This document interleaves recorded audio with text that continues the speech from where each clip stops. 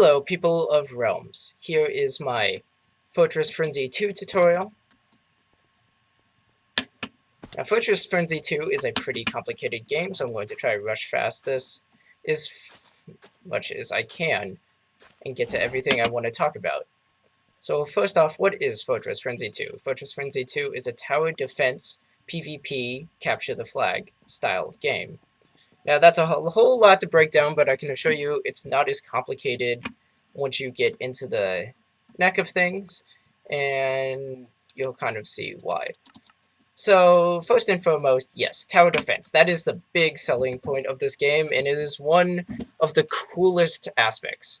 There are 18 different towers from which you can choose from, represented by these 4 different shops. And there's also 22 different kinds of mostly unique different kinds of PvP elements, tools you can use, potions, and we'll get into all those in a second. So, generally, what this game is you're building up a base. So there's 2 teams of 3. You can't have less. You can't have 1v1, 2v2, or any combination. It balances itself out. There's an inbuilt balancing system. But generally, you want 3v3. So 2 teams of 3, and also you get 90 seconds of resistance at the beginning. So PvP does not become an issue from the word go. So 2 teams of 3. This is so much to explain. 2 teams of 3 are trying to attack each other's core. And this is your core. Boom, boom, boom, boom, boom. Now you can't, if you destroy your own core, it does nothing. It just kind of makes fun of you.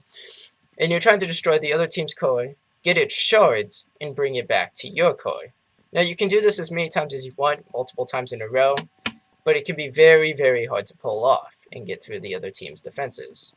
So that's generally where the strategy comes in and where the game comes in. So yeah, you want to defend your core. So we're going to get some big walls. Boom. Boom.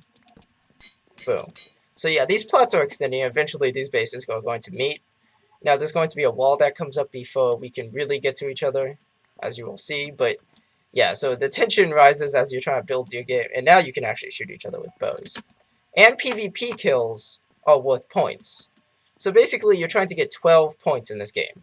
Destroying a core gives you 3 points, getting its shards back gives you 5 points, and a PvP kill gives you 1 point. And dying puts you in the jailhouse for 15 seconds and removes all your stuff. So, and you don't heal.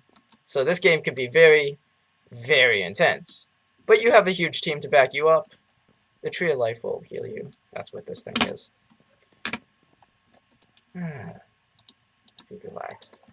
Let's talk about some other kinds of things you can buy. So towers are one of 2 different towers, for that matter, that can be stacked on top of each other.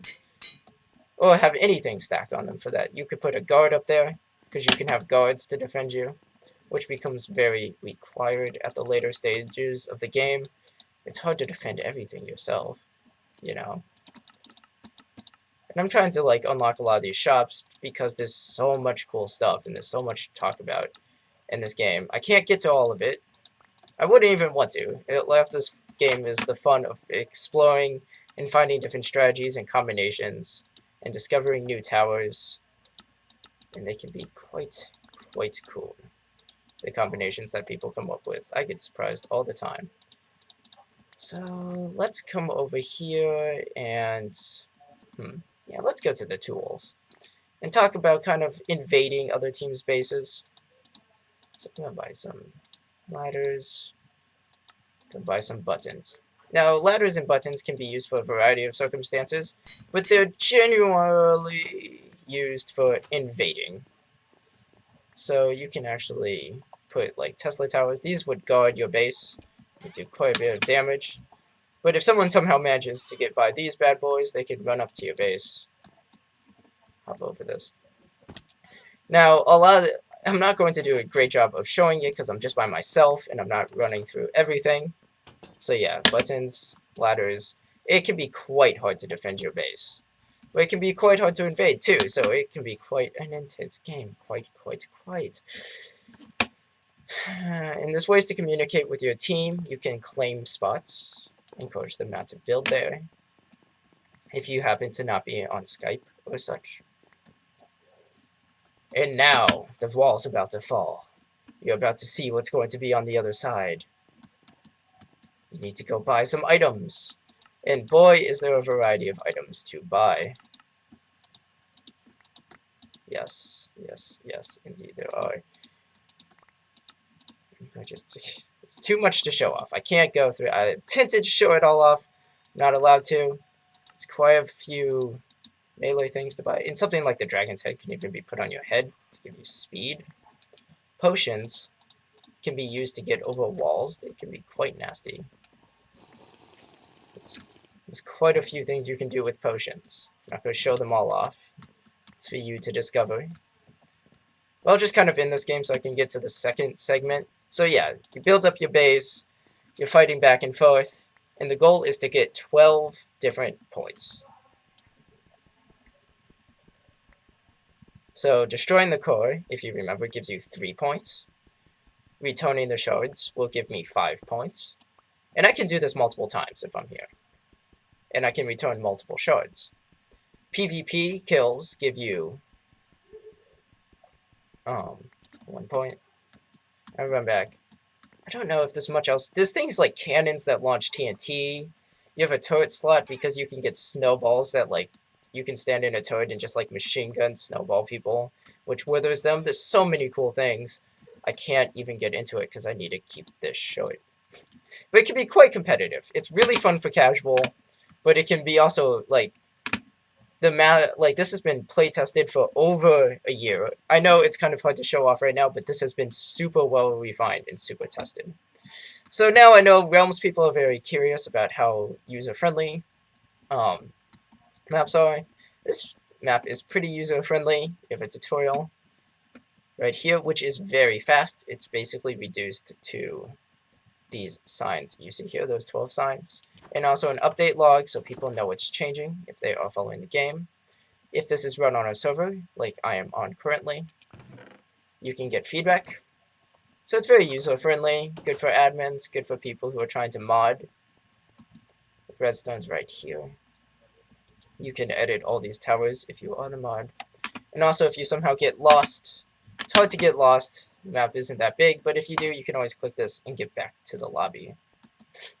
There's also an about section where I credit everyone who's helped me, or at least the major players. And just genuinely a little relaxing place. There's a lot of little relaxing places to find across the map. A little thing about me. I encourage people to not use this map for donations. This is not... I don't like that. But here we have this. And I kind of brushed past it at the beginning, but you do have a lobby. You have a team select. It will tell you when you jump on a team, so it's going to be like blue, 2 spots remaining. And it holds you to those 2 spots, tells you. If you get 3v3, it starts immediately. If each side just has a player or more, it gives you 40 seconds for other people to catch up. There's a little comprehensive strategy guide over here, which is kind of fun. If I want to spectate and watch a game, I can come here, and you can just chill. A lot of times people, because the games can last a while if the teams are pretty good, so sometimes people just want to spectate. Like I said, I've been playing this game for over a year, and I've seen a lot of people. There's some redstone right there. Redstone can be quite crazy. And you just get out spectating by flying away for a while. There's a recommended texture pack, which I'm using right now. There's a Discord that's already set up if people want to chat without setting up their own Discord lobby. And I moderate that myself and have that all under control. So that's kind of cool. So yeah, I hope you really consider this for Realms. It's a really neat game. And look at that's just my server. But I've been working on this for a while. It's very balanced. A lot of people have sunk in a lot of time playing this.